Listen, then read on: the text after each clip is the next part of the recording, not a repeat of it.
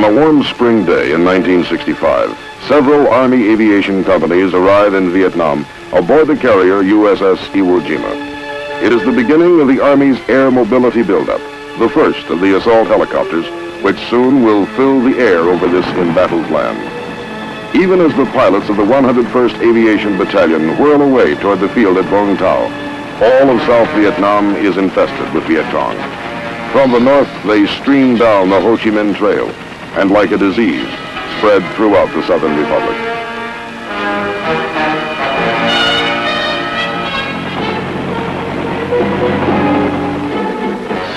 Into this setting come the first of the Screaming Eagles, the aviation crews of Company A, forerunners in the massive American military buildup to stop the communist enemy.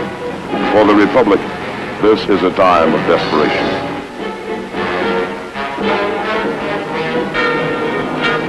Here at Vung Tau Airfield, 40 miles southeast of Saigon, the job begins for these airmen. Along with helicopter crews from other aviation companies, the men of the 101st are to be processed for movement to their new homes in the forward areas of Vietnam.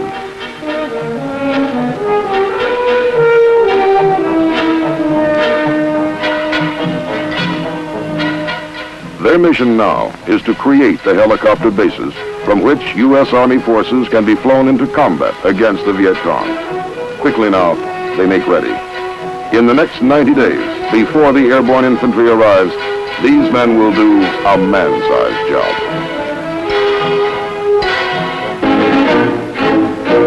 On the 29th of July, 1965, the 1st Brigade of the 101st Airborne Division arrives at Cam Ranh Bay.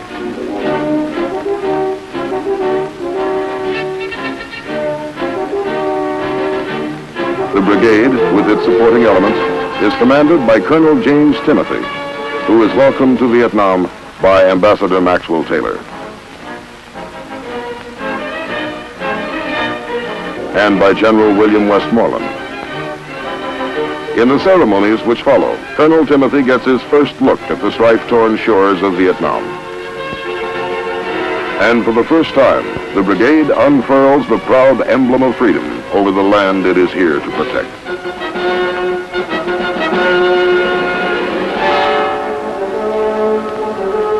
To Ambassador Taylor, the occasion holds a special meaning, as the one-time commander of the 101st talks to his son, Captain Thomas Taylor, now a member of the Screaming Eagles. Concluding the day's events, some of the airborne infantrymen stage a parachute jump for Ambassador Taylor and General Westmoreland. It is to be one of the few jumps these paratroopers will make in Vietnam. The Screaming Eagles descend toward the earth and the unknown hardships of jungle warfare they will face in the months ahead. Within 2 weeks after their arrival at Cam Ranh Bay, the Screaming Eagles are sent northward on their first combat operation. As they sail for Quy Nhon, 130 miles up the coast, it is mid-August, and the brigade hasn't yet had time to establish its permanent home base in Vietnam.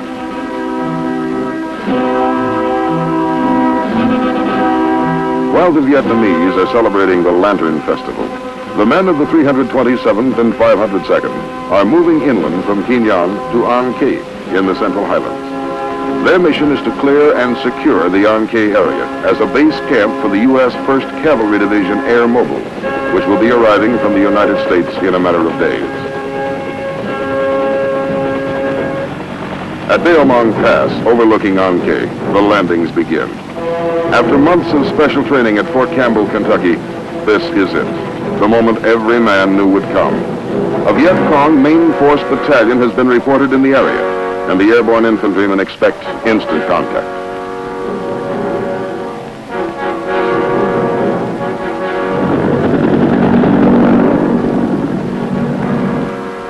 But it doesn't come. The Viet Cong are evasive, biding their time. It is an anticlimax for the men. This is their first lesson in Vietnam. No big battles when expected. Instead, a nagging war of attrition with primitive booby traps and snipers, small unit actions and ambushes in the jungle. Only when he thinks the situation is favorable will the enemy show himself in force.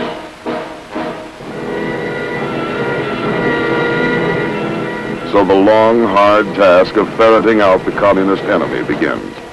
And the Screaming Eagles are good at their job. By the end of September, they will kill 600 Viet Cong. It will be a difficult thing, and some of these airborne fighting men will die. But the job, for this time, will be done. As the advance elements of the 1st Cavalry Division begin arriving at An Khe, they commence taking over the area secured by the Screaming Eagles. Finally, the men of the 101st Airborne are free to head south and establish their own home base in Vietnam.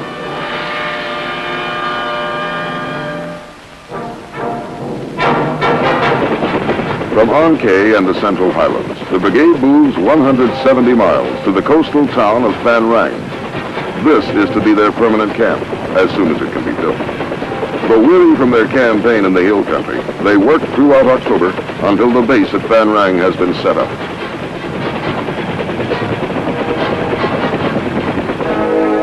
General Westmoreland visits the Screaming Eagles on Thanksgiving Day, 1965, and inspects the camp at Phan Rang. He is pleased with their performance at An Khe and congratulates them on a job well done. Even as he returns to Saigon, the brigade is conducting local search and clear operations. As the new year begins, the entire brigade is deployed to Tuy Hoa, 100 miles to the north in Phu Yen province. Known as the Rice Bowl, this is the richest rice-growing region in central Vietnam. From this fertile area come crops to feed all the people of central Vietnam.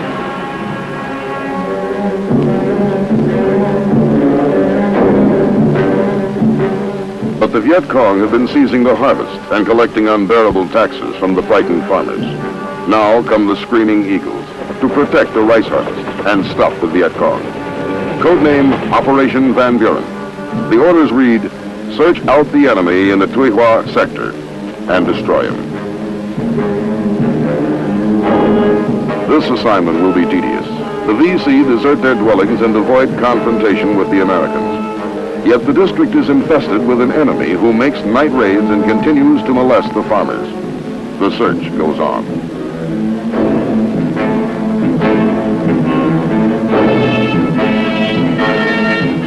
Brigadier General Willard Pearson takes over command of the Screaming Eagles on the 29th of January, 1966.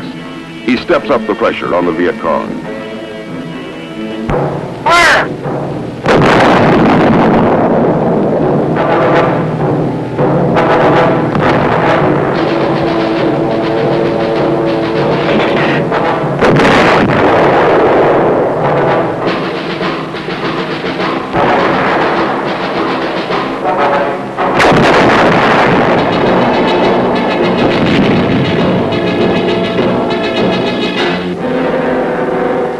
Across the broad reaches of Phu Yen province, the Viet Cong are pursued.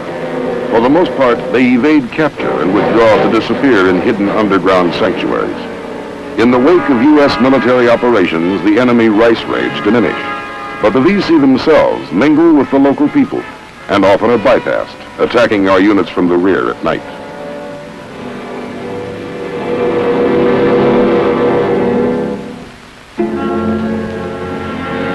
On 8 February, the Deputy Commander of the U.S. Military Assistance Command, Vietnam, Lieutenant General John Heinkes, comes to Tuy Hoa to personally evaluate the situation. What he sees convinces him that the enemy is well entrenched in the district, that it will require repeated efforts by the 101st to dislodge these communist guerrillas.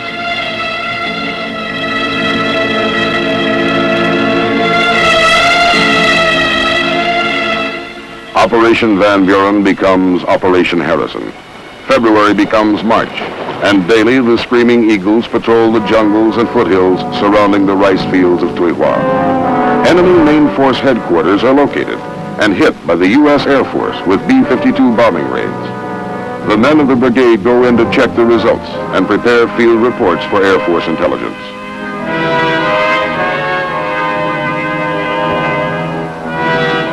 Daily they go out, and daily they return. In 90 days, the men of the brigade gain control of the Tuy Hoa region. Now operating in small units, they kill 516 hardcore Viet Cong troops between February and April. The rice crops are saved.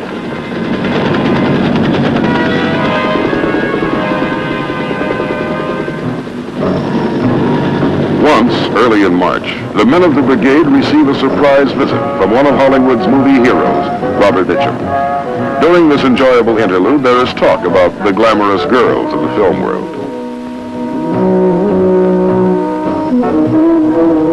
Mr. Mitchum is given the opportunity to fire some of the weapons of the real-life heroes in Vietnam.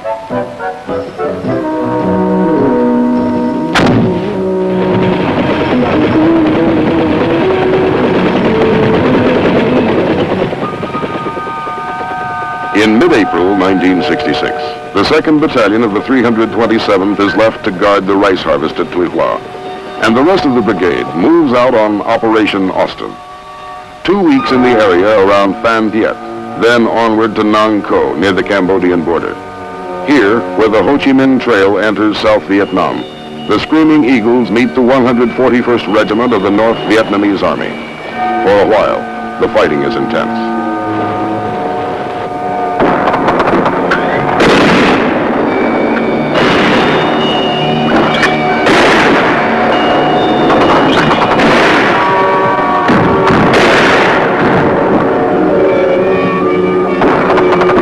The 502nd Airborne Infantry takes a number of casualties. It takes 6 days, from the 14th to the 20th of May, for the U.S. paratroopers to drive the North Vietnamese aggressors out of their positions in the foothills of Nang Co. The Communist regulars are well-disciplined, well-equipped, and tenacious.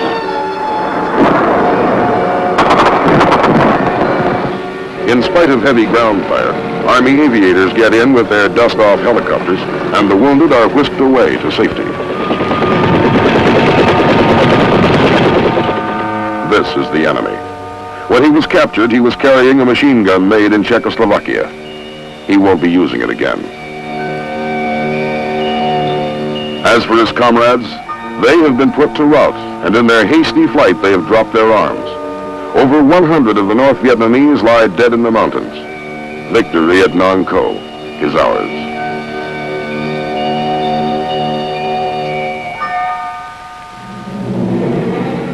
But for the Screaming Eagles, the greatest testing is still to come. Far to the north in Kon Tum province, the brigade launches Operation Hawthorne in the area around Dak To. Kon Tum is a forbidding wilderness lying in the foothills of the mountain country which marks the border of Cambodia. It is the first week of June, and the air is heavy and humid. Until now, the enemy has held sway here.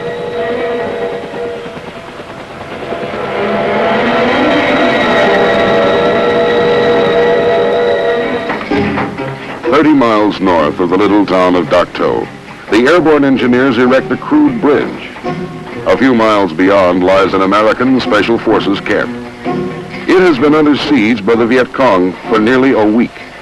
Supplies and ammunition are badly needed, and relief troops must get through. The first of the trucks begins crossing.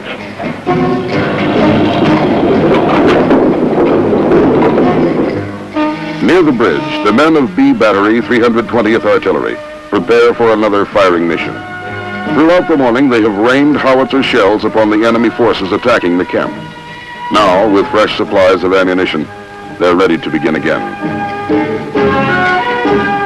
Each time the shelling starts, the enemy withdraws his attacking forces to escape the punishing fires.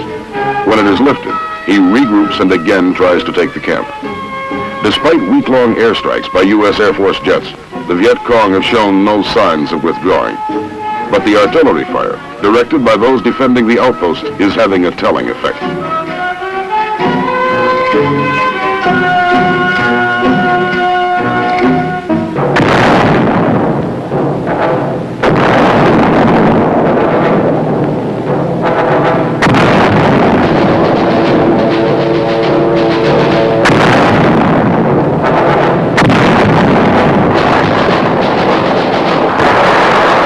The Screaming Eagles are under fire. The enemy has come to silence the guns. Communist fire comes from everywhere.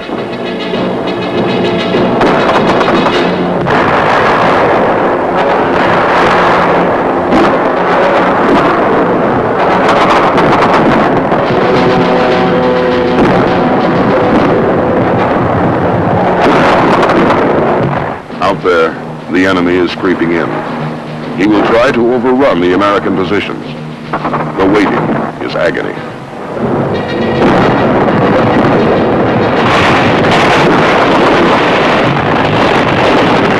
Then the enemy makes his move. This is it. Live or die.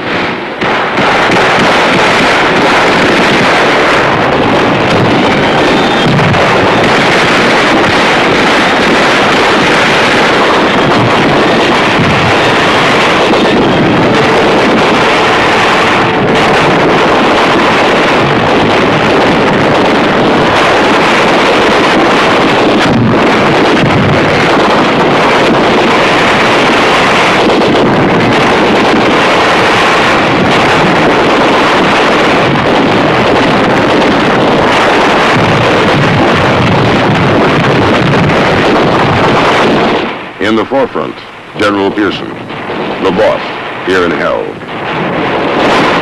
From Bastogne to Vietnam, the tradition remains unbroken, magnificent. The Screaming Eagle.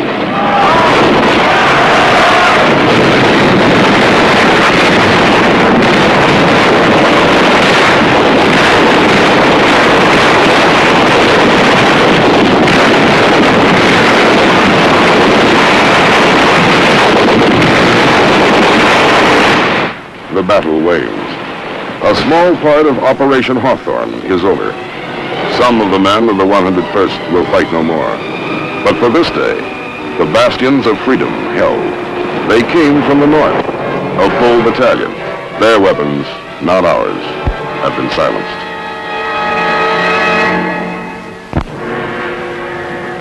Throughout the oppressive days and nights of June 1966, Operation Hawthorne continued. In the violent conflict which rages in Kon Province, the Screaming Eagles repeatedly beat back prize troop units of the North Vietnamese Army. In 16 straight days of combat, the brigade envelops the 24th North Vietnamese Army Regiment, and more than 500 of the communist aggressors are killed. It is the largest single battle of the war for the men of the 101st.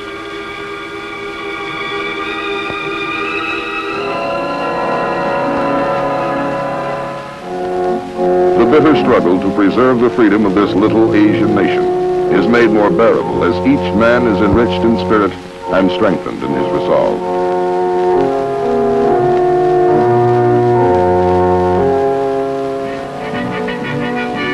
At last, the fighting is done.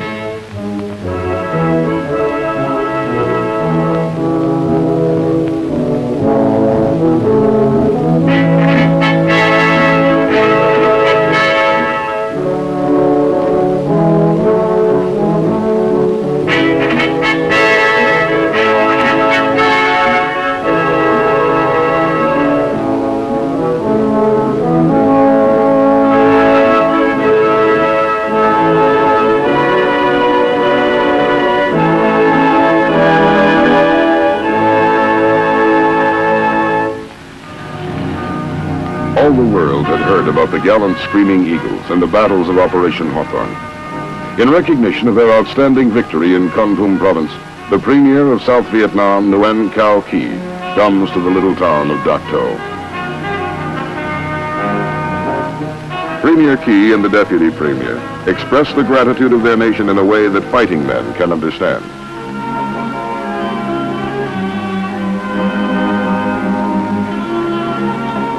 These are some of the weapons taken from the enemy, the Premier is told.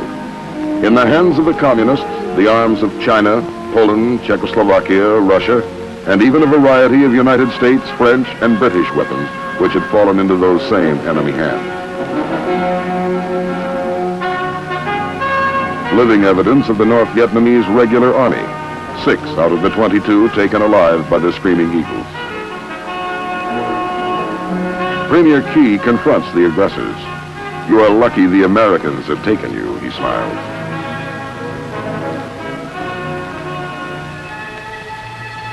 On the 21st of July, following surveillance operations along the Laotian and Cambodian borders, the brigade returns to Tuy Hoa.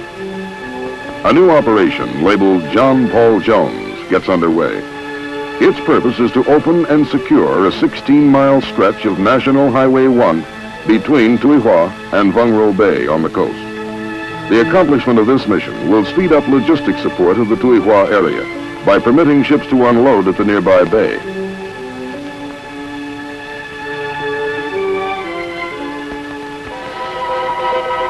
It begins with elements of the 502nd Infantry landing at the cliff-guarded Vung Ro Bay, where, without encountering resistance, they begin moving inland to link up with the oncoming units of the 327th.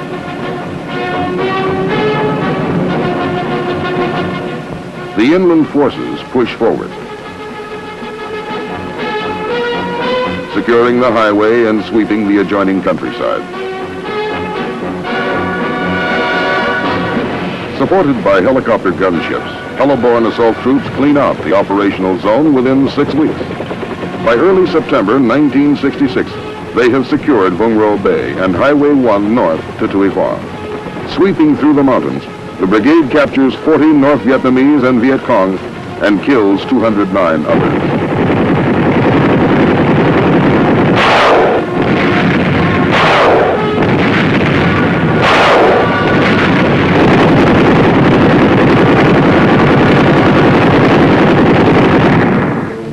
While Operation John Paul Jones is still in progress, the engineers begin construction work on the connecting highway between Vung Ro Bay and Highway 1. The Screaming Eagles have done their job well, and a new seaport is born.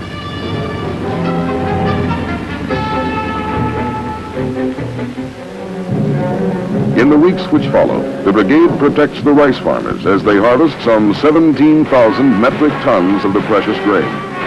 Once again, the Tuy Hoa sector becomes a battlefield, and the Viet Cong suffer heavy losses, with 239 killed and 42 captured.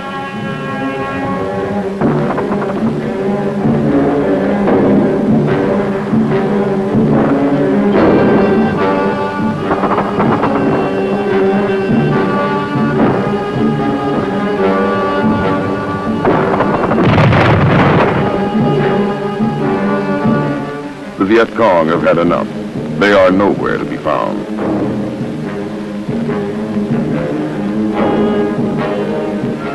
"11 Vietnamese are found, however, in a Viet Cong prison camp. They have apparently received no medical attention while in the hands of the communists. Held by the Viet Cong for several months, their ailments range from open sores and skin infections to malnutrition, as well as deformities caused by unset broken bones. This man, a former Viet Cong who defected to the Republic and was later captured by the VC, cannot tell of his unspeakable nightmare with the enemy. On the 9th of December, the odyssey of the brigade continues.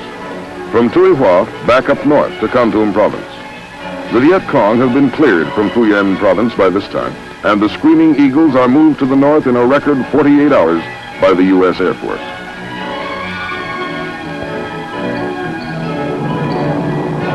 The deployment of the brigade by means of parachute marks the first jump in more than a year for many of the men. But they're in superb physical condition, and the jump goes well. As 1966 draws to a close, the brigade descends upon Kon Tum province to take part in Operation Picket. Fighting side by side with Vietnamese army forces and militia, the men of the 101st once again will scour the countryside, finding and finishing the enemy.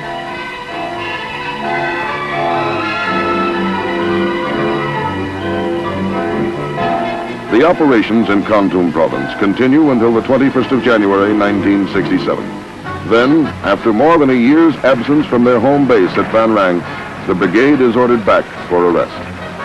It seems a long time since the LSTs first moved the brigade up to Kin Yong as they headed for their first combat around An Khe. Now, the LSTs are taking them home.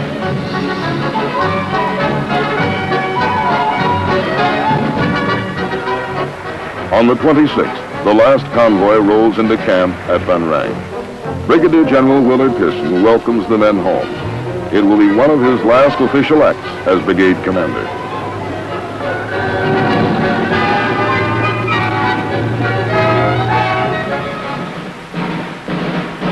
days later, General Pearson transfers command of the 1st Brigade, 101st Airborne Division to the new brigade commander, Brigadier General S.H. Matheson. The battle-hardened troops watch with solemn pride as Lieutenant General Engler pins the Legion of Merit on the uniform of their departing commander. So the Screaming Eagles bid farewell to the commander who led them in 14 combat operations from one end of Vietnam to the other. For the Screaming Eagles, as for the rest of the United States military forces in Vietnam, the valiant effort to keep that young nation free continues.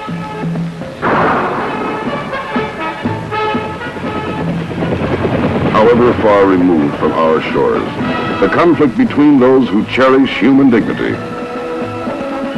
and those who would snuff it out affects us all.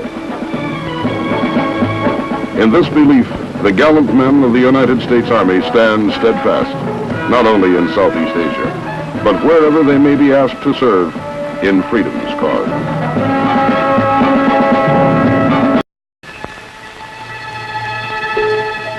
On a warm spring day in 1965, several Army aviation companies arrive in Vietnam aboard the carrier USS Iwo Jima. It is the beginning of the Army's air mobility buildup, the first of the assault helicopters, which soon will fill the air over this embattled land. Even as the pilots of the 101st Aviation Battalion whirl away toward the field at Vung Tau, all of South Vietnam is infested with Viet Cong. From the north, they stream down the Ho Chi Minh Trail, and like a disease, spread throughout the Southern Republic. The emblem of freedom over the land it is here to protect.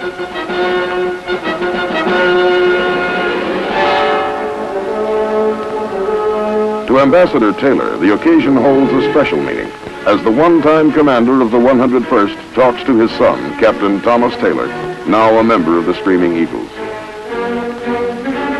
Concluding the day's events, some of the airborne infantrymen stage a parachute jump for Ambassador Taylor and General Westmoreland. It is to be one of the few jumps these paratroopers will make in Vietnam. The Screaming Eagles descend toward the earth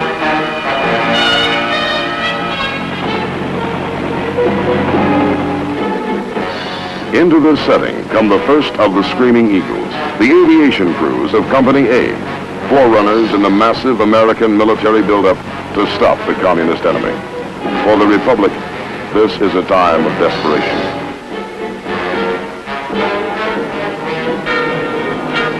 Here at Vung Tau Airfield, 40 miles southeast of Saigon, the job begins for these airmen.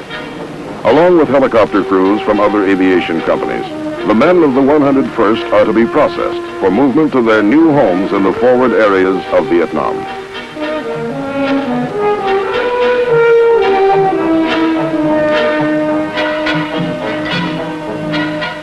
Their mission now is to create the helicopter bases from which U.S. Army forces can be flown into combat against the Viet Cong. Quickly now, they make ready.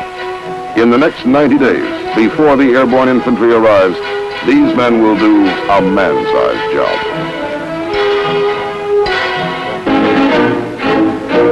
On the 29th of July, 1965, the 1st Brigade of the 101st Airborne Division arrives at Cam Ranh Bay.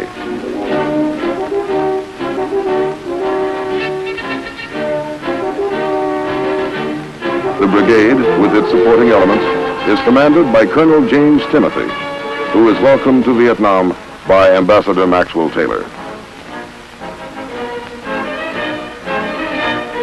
and by General William Westmoreland. In the ceremonies which follow, Colonel Timothy gets his first look at the strife-torn shores of Vietnam. And for the first time, the brigade unfurls the proud